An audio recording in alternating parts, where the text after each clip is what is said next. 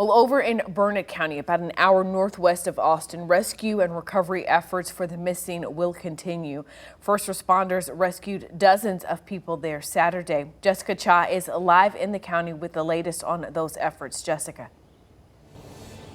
Yeah, good morning, Ashley. Before we get into those details, we wanted to give you a better look of what it's looking like out here after those heavy rains and that flooding that came through. And it's a bit shocking now as the sun is coming up. I'm going to step out of the way just to give you a better look. But across the street from us, you're looking at Cedar Stays RV Park, and those campgrounds have just turned into a lake now.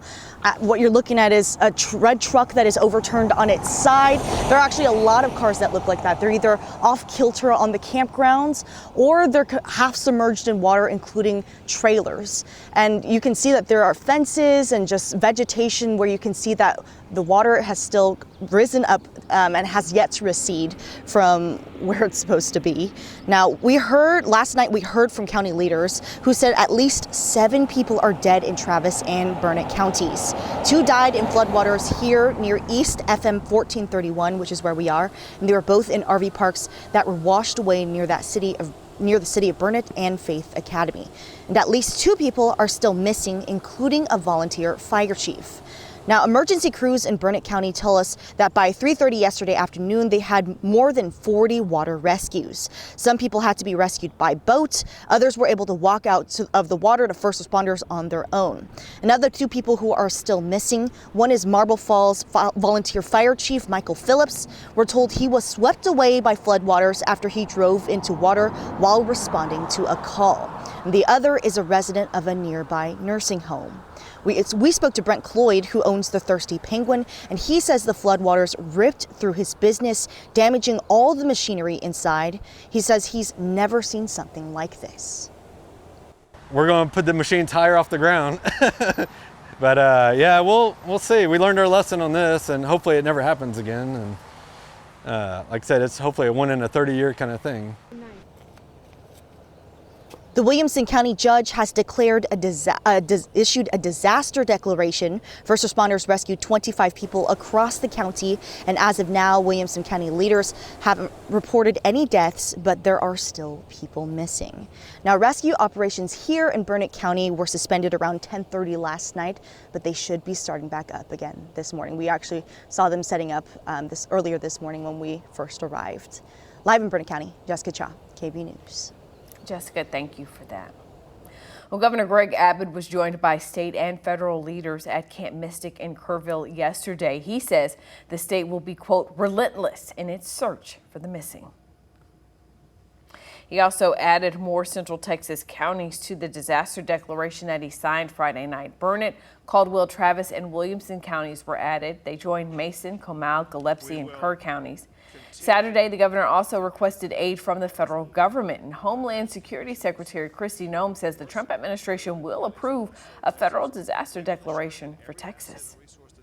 Oh, that's terrible. The floods. It's shocking. They don't know the answer yet as to how many people, but it looks like some young people have died. Will there be any federal aid for the... Oh yeah, sure. We'll take care of it. We're working with the governor. It's a terrible thing. Now, roads across Central Texas are destroyed because of the flooding. In fact, take a look at Baghdad Road between Liberty Hill and Leander. The water tore apart the road, leaving debris scattered. Our photojournalist also captured video of a red truck there stuck in the trees. Witnesses tell us first responders rescued people trapped in the floodwater there. The San Gabriel River also rose dramatically. Powerful currents swept debris downstream. And in Bertram, longtime residents say they've never seen anything like this.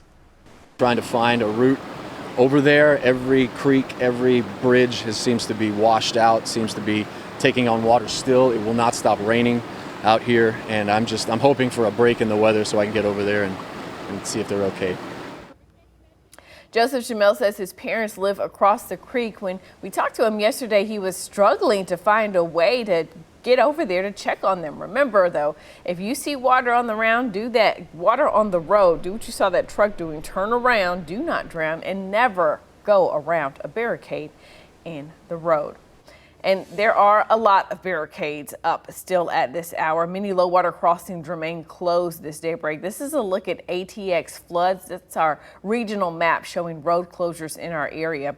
Right now, more than 125 roads all across central Texas are closed because of flooding. Well, in a few hours, Travis County leaders are set to give us an update on their response to the widespread flooding. Judge Andy Brown issued a disaster declaration to speed up emergency efforts.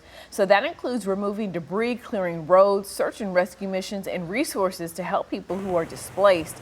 We are expecting to learn more about the damage and help that's available to people across the county. That news conference is going to start at 10:30 this morning. Of course, we will continue to monitor the road conditions and rescue and recovery efforts right here on TV, as well as online and on KVUE Plus, our streaming app. Download on your TV, watch for free.